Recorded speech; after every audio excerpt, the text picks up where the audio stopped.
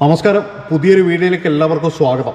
ഇപ്പോൾ നമ്മുടെ എല്ലാവരുടെയും ചർച്ച എന്ന് പറഞ്ഞാൽ സീരിയലിലെ രഞ്ജുഷ മേനോനെ പറ്റിയിട്ടുള്ള ചർച്ചയാണ്. അപ്പോൾ അവിടെ ഒരുപാട് പുഴുക്കുത്തുകളാണ് ഇങ്ങനെ പുറത്തു വന്നുകൊണ്ടിരിക്കുന്നത്. ഈ സീരിയൽ ലോകത്ത് നടക്കുന്ന ചൂഷണവും അതുപോലെ തന്നെ അവിടെയുള്ള അവസരമില്ലായ്മയും പാരവെപ്പും അവസരം കൊടുക്കാതിരിക്കുകയൊക്കെ ചെയ്യുന്ന ഒരുപാട് കാര്യങ്ങൾ ഇങ്ങനെ പുറത്തു വരുന്നുണ്ട്. അപ്പോൾ ഇന്നലെ മനോജും അതുപോലെ തന്നെ ബീന ആൻ്റണിയും ഭാര്യയും ഭർത്താവുമാണ്. ഒരുപാട് സീരിയലിലൊക്കെ അഭിനയിക്കുന്നവരാണ്. സീരിയലുകാരെയൊക്കെ രക്ഷകർത്താവ് എന്ന നിലയിൽ തന്നെയാണ് എല്ലാവരും അറിയപ്പെടുന്നത്. അവർ രണ്ടുപേരും അവരിന്നലെ വന്നിട്ട് പറഞ്ഞൊരു കാര്യമുണ്ട്. ഒന്നും അറിയാതെ സോഷ്യൽ മീഡിയ ആരും കുറ്റം പറയല്ലേ എന്ന് പറയുന്നുണ്ട്. പക്ഷേ നിങ്ങളൊരു കാര്യം ആലോചിച്ച് നോക്കണം. എന്തുകൊണ്ടാണ് മനോജ് നിങ്ങൾ ഇത് മനസ്സിലാക്കാത്തത്? ഈ രഞ്ജുഷ എന്ന് പറയുന്ന ഒരു നടി, അവർക്ക് ഒരുപാട് പ്രശ്നങ്ങളുണ്ടായിരുന്നു എന്ന് പറയുന്നു. സാമ്പത്തികപരമായിട്ട് പ്രശ്നമുണ്ട് എന്ന് പറയുന്നു. അവർ ഒരുപാട് സീരിയലിൽ അഭിനയിക്കുന്നതുമാണ്.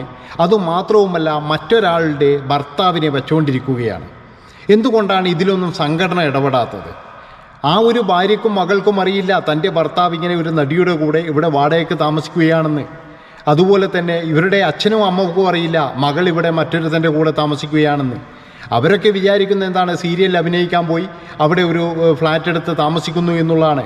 പക്ഷെ മകളിവിടെ പിന്നെ ഇങ്ങനെയുള്ള ഒരാളുടെ കൂടെയാണ് താമസിക്കുന്നത് എന്നോ, അതുമാത്രവുമല്ല ബിരുദാനന്തര ബിരുദം വിദ്യാഭ്യാസമുള്ള ഒരു യുവതിയാണ് ശരിക്കും പറഞ്ഞു കഴിഞ്ഞാൽ ഈ രഞ്ജുഷ എന്ന് പറയുന്ന വ്യക്തി.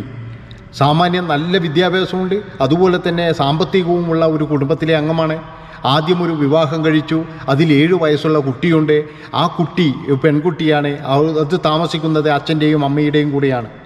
അങ്ങനെ ആ കുട്ടിയെ അവിടെ ഒഴിവാക്കിയിട്ടാണ് ഇവിടെ തിരുവനന്തപുരത്ത് വന്നിട്ട് ഇതുപോലെ അഴിഞ്ഞാട്ടത്തിന് നിന്നു എന്ന് തന്നെ പറയേണ്ടി വരും.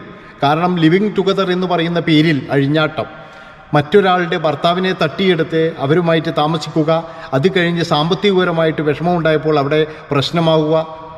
അതായത് ഇങ്ങനെ താമസിക്കുന്നവരൊക്കെ ആലോചിക്കുന്ന ഒരു കാര്യം ഇതാണ്, തങ്ങളുടെ കാര്യം കഴിഞ്ഞാൽ അങ്ങ് പോകാം. അതുപോലെ തന്നെ ഈ സീരിയൽ നടിയലാകുമ്പോഴേ അത്യാവശ്യം ചില്ലറക്കും പ്രശ്നം ഉണ്ടാവില്ല.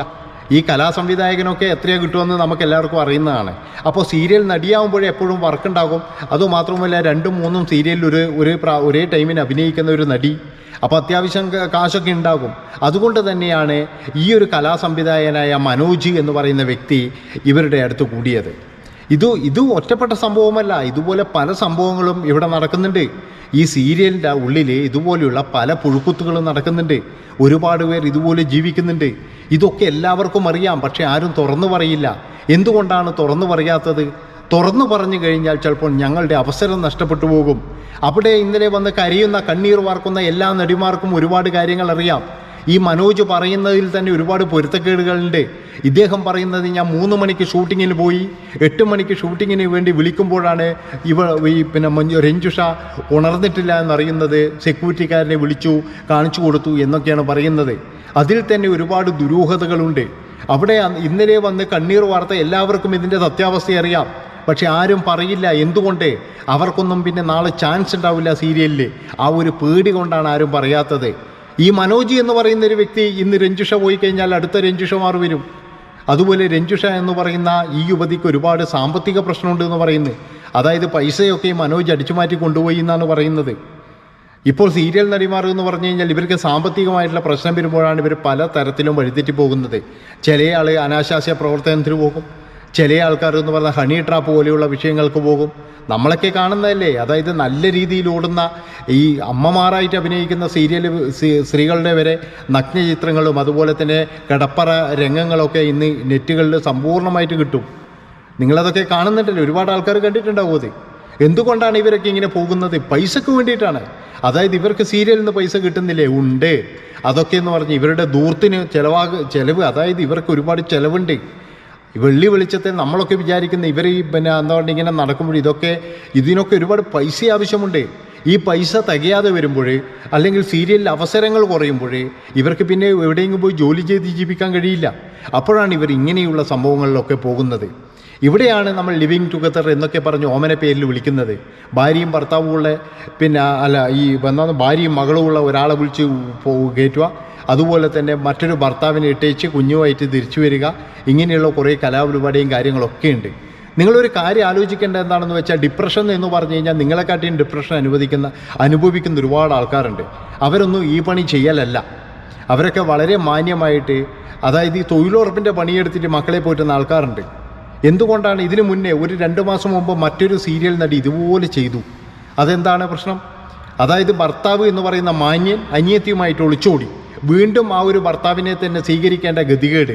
അതുമാത്രവുമല്ല, ഇവർ സീരിയലൊക്കെ ഉപേക്ഷിച്ചിട്ട് ഇവർ ഒരു ഹോസ്പിറ്റലിൽ ജോലിക്ക് പോയതാണ്. അതായത് സീരിയൽ വേണ്ട എന്ന് പറഞ്ഞിട്ട്, ചതിക്കുഴികളാകുന്ന സീരിയൽ വേണ്ട എന്ന് പറഞ്ഞിട്ട്, അവിടെ ചാൻസ് എന്ന് പറഞ്ഞു കഴിഞ്ഞാൽ ഒരു ചൂഷണമാണ്. ഒരു ചാൻസിനെ അവർക്ക് എന്തെങ്കിലും ഒരു പ്രത്യുപകാരം ചെയ്തിരിക്കണം, ഇല്ലെങ്കിൽ പിന്നെ ആ ചാൻസ് നഷ്ടപ്പെടും. ഇതാണ് ഇവിടെ സംഭവിച്ചു കൊണ്ടിരിക്കുന്നത്. അപ്പോൾ നമ്മളെല്ലാം വിചാരിക്കും ഈ സീരിയൽ ഇതൊക്കെ എന്ന് പറഞ്ഞു കഴിഞ്ഞാൽ ഭയങ്കര ഒരു സംഭവമാണ്. ഇതിൻ്റെ അകത്ത് നിൽക്കുന്ന ചതിക്കുഴികളും അതുപോലെ തന്നെ ഇതിൻ്റെ അകത്ത് ഈ സംഘടന ഇടപെടണം. ഇവർക്കൊരു സംഘടനയും കാര്യങ്ങളൊക്കെ ഉണ്ട്, പക്ഷെ അതൊന്നും ഇതുവരെ എവിടെയും ഇടപെട്ടിട്ട് കാണുന്നില്ല. അതായത് ഈ മനോജ് എന്ന് പറയുന്നവനെ ശരിക്കും കുടഞ്ഞു കഴിഞ്ഞാൽ കൃത്യമായിട്ട് വിവരം കിട്ടുമായിരുന്നു അന്ന് എന്താണ് അവിടെ സംഭവിച്ചതെന്ന്.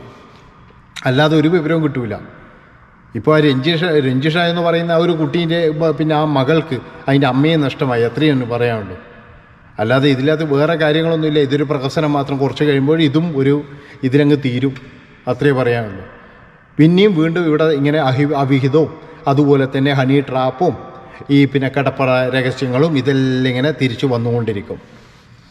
അതാണ് ഇവിടെ സംഭവിക്കുന്നത്. എത്ര സീരിയലിൽ സംവിധായകരുണ്ട് ഇവിടെ ഡീസൻറ്റ്? വിരലിലെണ്ണാവുന്ന 1-2 ആൾക്കാരുണ്ട് ഡീസൻറ്റ്. ബാക്കിയൊക്കെ എന്ന് പറഞ്ഞു കഴിഞ്ഞാൽ ഇതുപോലെയുള്ള കേസുകളും അതുപോലെ തന്നെ ഇതിൻ്റെ നിർമ്മാതാക്കളായിട്ട് വരുന്നവർ തന്നെ എന്താണ് ഇവരുടെ ഉദ്ദേശം? എന്താണ്? ഇത് തന്നെയാണ് മെയിൻ ഉദ്ദേശം എന്ന് പറഞ്ഞാൽ ഇങ്ങനെയുള്ള ഈ ചൂഷണങ്ങൾ തന്നെയാണ്. അത് പിന്നെ അപ്പോൾ ചില ആൾക്കാർ പറയില്ല എല്ലാവരും അങ്ങനെയല്ല. ഇതിൻ്റെ അകത്ത് പോകുന്നത് നിങ്ങളൊന്ന് ആലോചിച്ച് നോക്കണം. കുറച്ച് നാൾ മുമ്പ് ഹണി ട്രാപ്പിൽ പിടിച്ചത് ഒരു ഭയങ്കര പ്രശസ്തമായൊരു സീരിയൽ അഭിനയിക്കുന്ന ഒരു നടിയാണ്. അവർക്കൊക്കെ ഡെയിലി വേഷങ്ങളുണ്ട്. അപ്പോൾ ആ പൈസ തികയായിട്ടാണ് അവർ ഇങ്ങനെയുള്ളൊരു പണിക്കും പോയിരിക്കുന്നത്, അതായത് ഹണി ട്രാപ്പിന്. അപ്പോൾ ഇങ്ങനെ ഒരുപാട് ട്രാപ്പും കാര്യങ്ങളും ഇതൊക്കെ എന്ന് പറഞ്ഞു കഴിഞ്ഞാൽ ഇതിൻ്റെ അകത്ത് നടക്കുന്നുണ്ട് എന്നുള്ളതാണ്. അപ്പോൾ ഇതിന് കുട പിടിച്ച് കൊടുക്കുന്ന ആരാണ്? ഇതൊന്നും അറിഞ്ഞു കഴിഞ്ഞാലും പറയുകയും ചെയ്യില്ല, മിണ്ടുകയും ചെയ്യില്ല. കുറേ നടിമാറും നടന്മാറും ആരും മിണ്ടൂല. ഇതിനെതിരെ ഒരു അക്ഷരം മിണ്ടൂല ഇവർ. കാരണം എന്താ വെച്ചാൽ വേറെ ഒന്നല്ല, കിട്ടിക്കഴിഞ്ഞാൽ എല്ലാവരും പോകുന്നതായിരിക്കും, അല്ലാതെ വേറെ എന്തെന്ന്. അപ്പോൾ രഞ്ജുഷ മേനോൻ്റെ മരണത്തിലെങ്കിലും ഒരു കൃത്യമായൊരു നീതി അവർക്ക് വാങ്ങിച്ചു കൊടുക്കണം എന്നാണ് എനിക്ക് പറയാനുള്ളത്. കാരണം അത്രയും വിദ്യാഭ്യാസമുള്ളൊരു കുട്ടി അങ്ങനെ ചെയ്യണമെങ്കിൽ അവരെത്രമാത്രം ബുദ്ധിമുട്ടിയിട്ടുണ്ടാകും, അവരെത്ര പീഡനം അനുഭവിച്ചിട്ടുണ്ടാകും. ഡിപ്രഷൻ എന്നൊക്കെ വെറുതെ പറയുന്നതാണ്. ഡിപ്രഷൻ എന്ന് പറഞ്ഞു കഴിഞ്ഞാൽ ഡിപ്രഷൻ എന്ന് പറഞ്ഞാൽ എന്താണ് അങ്ങനെ അത്ര വലിയല്ല, മരുന്ന് കഴിക്കുന്നതാണ്. അതൊക്കെ ഒരു പേര് മാത്രമാണ്. ഈ ഡിപ്രഷൻ എന്ന് പറഞ്ഞാൽ ഈ നടിമാർക്ക് മാത്രം വരുന്നൊരു സംഭവമായിട്ടാണ് എനിക്ക് തോന്നിയിട്ടുള്ളത്. കാരണം മറ്റുള്ളവർക്കൊക്കെ എന്ന് പറഞ്ഞു കഴിഞ്ഞാൽ അങ്ങനെ വരുന്നൊന്നുമില്ല. അവർക്കൊക്കെ ജീവിക്കാൻ നെട്ടോട്ടം ഓടുകയാണ്. അപ്പോൾ ഇത്രയും പറഞ്ഞുകൊണ്ട് ഈ വീഡിയോ വിളിച്ചു അതിൻ്റെ ഇഷ്ടപ്പെട്ട് കഴിഞ്ഞാൽ ചാനൽ സബ്സ്ക്രൈബ് ചെയ്യുക. നന്ദി, നമസ്കാരം.